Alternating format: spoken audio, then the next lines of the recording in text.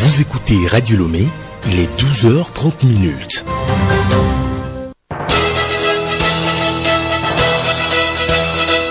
Le journal Léontine Atogima.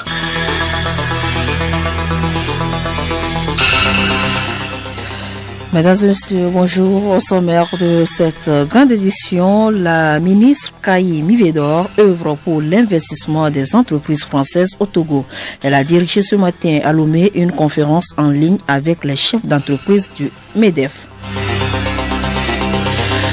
Vers un accord de coopération entre la CEDEAO et l'UEMOA sur les questions de concurrence au sein de la région, une première réunion de concertation et de négociation des commissaires de ces institutions s'est ouverte ce matin à Lomé. Raid aérien meurtrier du 6 novembre 2004 à Bouaké en Côte d'Ivoire. Plus de 16 ans après ce désastre, les victimes espèrent des réponses dans le procès qui s'ouvre ce lundi à la Cour d'assises de Paris.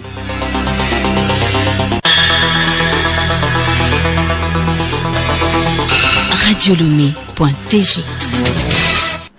Mesdames et messieurs, une fois encore, bonjour et merci de choisir Radio Lomé pour vous informer.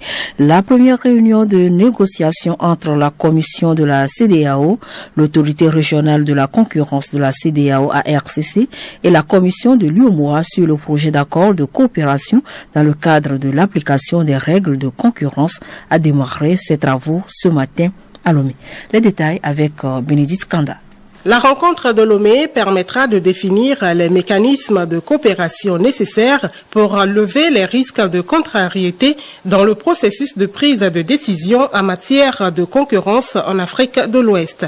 Kanzi Tei, commissaire commerce, douane et libre circulation des personnes de la CEDEAO. Dans le cadre du déploiement de l'autorité régionale de la concurrence de la CEDEAO, il était nécessaire, sinon déterminant pour nous qui démarrons, de pouvoir regarder de près chez notre consoeur commission de l'UEMOA comment se déroulent les activités de la concurrence pour régler un certain nombre de questions qui pourraient se poser pendant le déploiement des deux autorités, pour éviter que l'on ne marche l'un sur l'autre et pour qu'il y ait une répartition claire de l'intervention de ces autorités, et ceci dans le bénéfice, bien entendu, des opérateurs économiques de la région. Cet accord de coopération entre la CEDEAO et l'UEMOA facilitera les échanges pour une mise en œuvre harmonieuse du droit de la concurrence dans la sous-région. Joaquino Mendez, commissaire chargé du marché régional et de la coopération de l'UEMOA. La règle de concurrence, c'est exactement la règle de marché. Comme vous savez, le marché est libre et concurrentiel. Le marché doit fonctionner de forme régulière, sans entrave, sans abus de position dominante et tout ça. Si on va trouver un accord commun entre la CEDEAO et l'UEMOA pour régler le marché commun, marché commercial, marché de services, marché concurrentiel, le bénéficiaire, c'est le secteur privé. Les conclusions et recommandations issues de cette première réunion seront soumises à l'examen des managements respectifs des commissions de la CEDEAO et de l'UEMOA pour la finalisation du projet d'accord de coopération. Bénédicte Kanda, la conférence des chefs d'État et de gouvernement de l'Union économique monétaire ouest-africaine a décidé de l'ouverture progressive des frontières terrestres et ordonne l'obligation pour les voyageurs à l'international de faire un test Covid-19 dont le montant est fixé à 5 000 francs CFA. Pour les voyageurs par voie aérienne, le prix du test Covid-19 est fixé à 25 000 francs. La durée de validité des tests est de 5 jours. Les États membres de l'Union sont invités à la reconnaissance mutuelle des tests des structures nationales accréditées. Toutes ces mesures rentreront en vigueur à compter du 1er mai 2021. Audience à l'Assemblée nationale, la présidente de l'hémicycle, Yawa Digbodi Tchegan, a reçu ce matin le premier vice-président de transition malienne, Assarit Ag Mbarkaoun, et sa délégation sont porteurs d'une invitation à la présidente de l'Assemblée nationale du Togo pour l'ouverture officielle de la première session ordinaire du CNT du 5 avril prochain au Mali. Écoutons Assarit Ag Mbarkaoun au sortir de l'audience. Donc je suis venu avec une délégation, avec un message que j'ai transmis à Madame la Présidente pour l'inviter à l'ouverture officielle de la première session ordinaire du Conseil national de transition qui aura lieu le 5 avril 2021 à Bamako. Compterons parmi nos invités Madame la Présidente avec une délégation du Parlement du Togo. Je pense que chacun d'entre vous sait que les relations entre le Mali et le Togo sont des relations tout à fait parfaites. Chaque fois que le Mali a des difficultés, le premier pays vers lequel il se tourne, c'est le Togo. Et chaque fois que le Togo a des difficultés, le premier pays vers lequel il se tourne, c'est le Mali. Donc nous pouvons considérer le Mali et le Togo comme deux pays jumeaux et qui sont solidaires chaque fois que l'un d'entre eux connaît des problèmes par-ci et par-là. Donc le Togo fait partie de nos amis et de nos frères. Les deux présidents sont des frères. Madame la Présidente, le président du Conseil national de transition sont des frères. Et il y a beaucoup de Maliens ici au Togo qui côtoient tous les jours des Togolais et qui sont dans les meilleures conditions. La présidente de l'Assemblée nationale informe les honorables députés que la 4e séance ordinaire de l'année aura lieu demain mardi à 9h au siège de l'institution. La suite de cette édition, conférence en ligne ce matin à Lomé entre la ministre de la Promotion de l'Investissement et les chefs d'entreprise de France réunis au sein de l'association MEDEF. Les échanges ont pour but d'amener les entreprises françaises à investir au Togo. Marie-Claire Pagnon. Au cours de la rencontre, la ministre Rose Kaïmi-Vedor de la promotion des investissements a eu à exposer aux chefs d'entreprise françaises les opportunités offertes par le Togo en matière d'investissement, les réformes opérées dans divers secteurs, bref, la dynamique dans laquelle se trouve le pays. Nous l'écoutons. Ça a été pour nous l'occasion de leur parler de la dynamique qu'il y a dans le pays en termes de réformes, en termes de climat des affaires, de leur parler également de la vision du chef de l'État, qui est de transformer structurellement le pays, en mettant l'accent sur l'axe relatif à la création de richesses, donc faire du Togo un hub logistique, un centre d'affaires, mettre l'accent sur les industries transformatrices, faire également de l'agriculture un moteur de croissance. On leur a parlé de quelques projets prioritaires qui pouvaient susciter leur intérêt et après, nous avons eu une séance d'échange avec eux. Avant les échanges, certains chefs d'entreprise opérant déjà au Togo ont partagé leurs expériences avec leurs confrères du MEDEF. Et selon la ministre Kaïmi-Vedor, ces échanges ont été très positifs. En passant par EDF qui a eu à investir dans le projet B-Box, qui est vraiment un projet assez novateur pour permettre l'accès aux populations les plus défavorisées de l'énergie. En parlant du groupe MSC qui a investi dans le secteur de la manutention portuaire via le projet Viapil avec Lomé Container Terminal. Et en parlant d'une entreprise dans le secteur agricole, Judélis, qui est un joint venture entre un investisseur français et un promoteur togolais. Donc il y a eu vraiment de très belles expériences qui ont été partagées et qui ont suscité l'intérêt des autres potentiels investisseurs pour la destination Togo. La séance des questions-réponses a permis à Madame la ministre de lever certaines inquiétudes concernant notamment le projet d'infrastructure en lien avec l'agropole de Kara, le e-commerce et le système d'adressage. Le ministre en charge du commerce, Kodjo Adedje, a quant à lui invité les chefs d'entreprise françaises à venir explorer les opportunités d'affaires au Togo, pays de paix et d'immenses potentialités. Marie-Claire Pagnon, dernier mot en national, les membres de l'autorité nationale pour l'interdiction des armes chimiques ANEC Togo sont désormais outillés sur les dispositions de la Convention relative à leurs fonctions. Il s'agit notamment de redynamiser l'application de la Convention des armes chimiques au Togo et de susciter un regain d'intérêt au niveau des départements techniques. Odette Pira. Selon son président Ama Oulédé, cet atelier de renforcement des capacités des membres s'avère capital pour la structure. Démarré ce lundi pour 3 jours, il permettra de faire un tour d'horizon sur les dispositions de la Convention relative à leurs fonctions.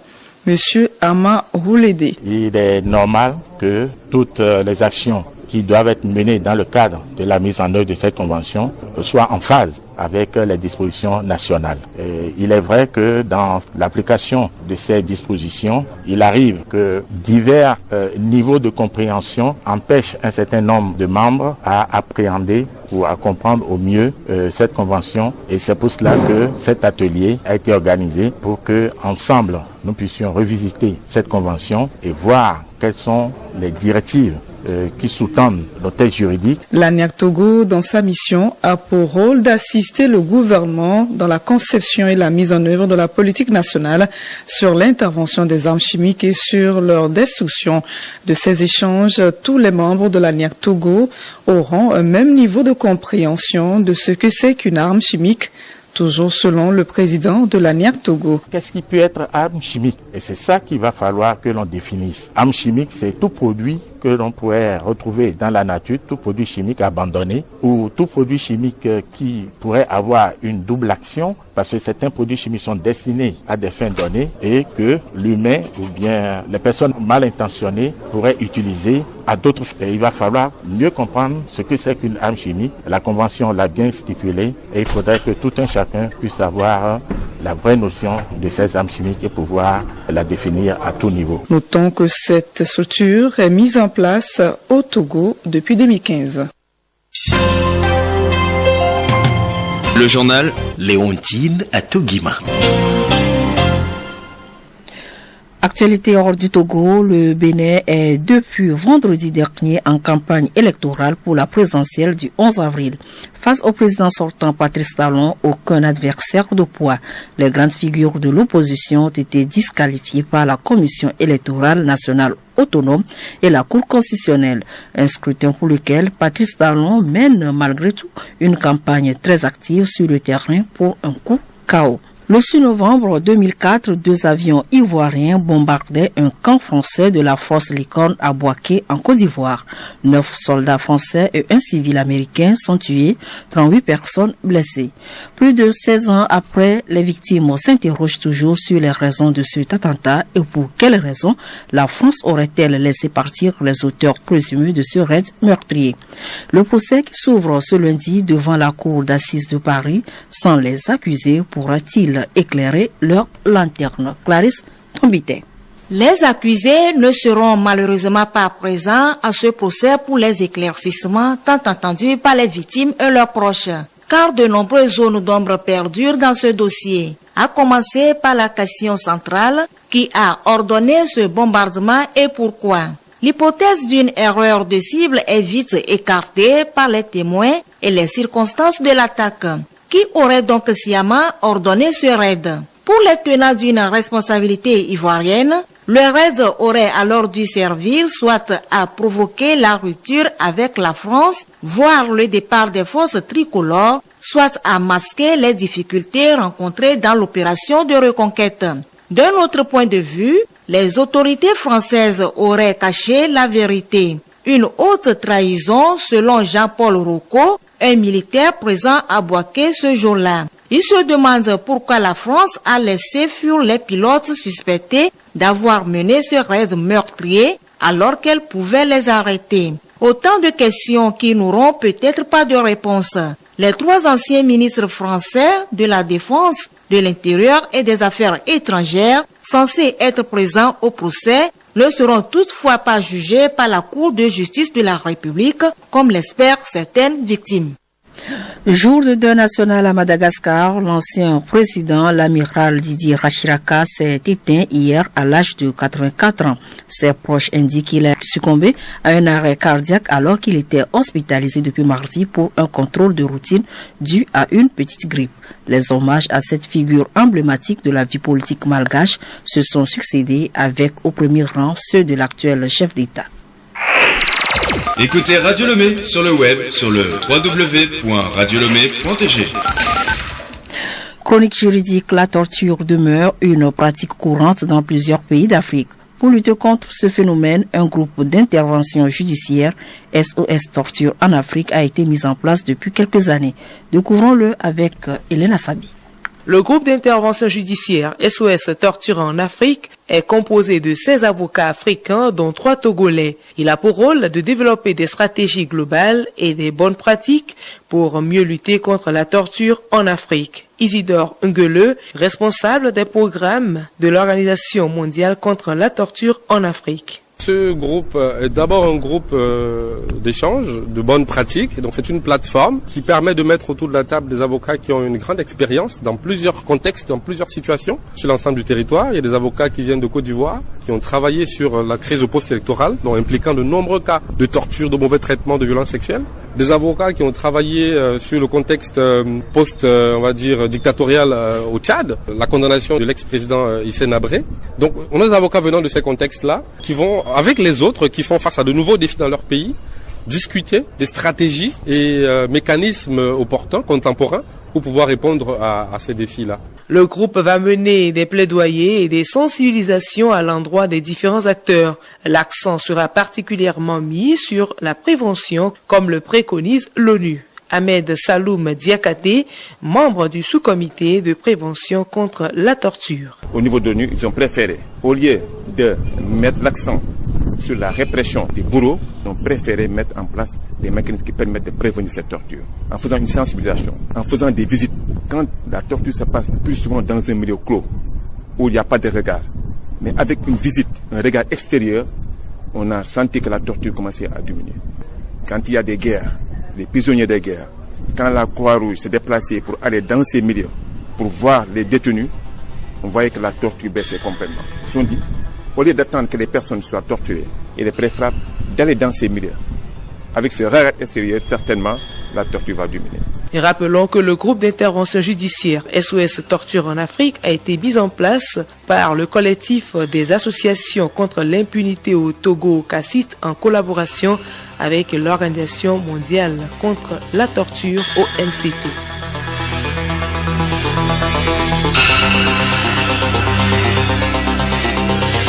Mesdames et messieurs, ce journal se referme. Merci de nous avoir suivis. Le rappel des titres développés dans cette édition, la ministre Kaïmi Vedor œuvre pour l'investissement des entreprises françaises au Togo. Elle a dirigé ce matin à Lomé une conférence en ligne avec les chefs d'entreprise du MEDEF. Vers un accord de coopération entre la CEDEAO et l'UEMOA sur les questions de concurrence au sein de la région, une première réunion de concertation et de négociation des commissaires de ces institutions s'est ouverte ce matin à Lomé. Et puis, raid aérien meurtrier du 6 novembre 2004 à Bouaké en Côte d'Ivoire. Plus de 16 ans après ce désastre, les victimes espèrent des réponses dans le procès qui s'ouvre ce lundi à la Cour d'assises de Paris.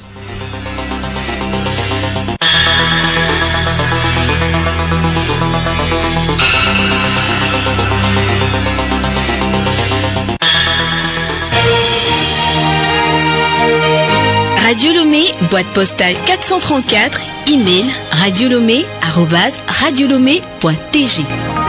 Radiolomé.tg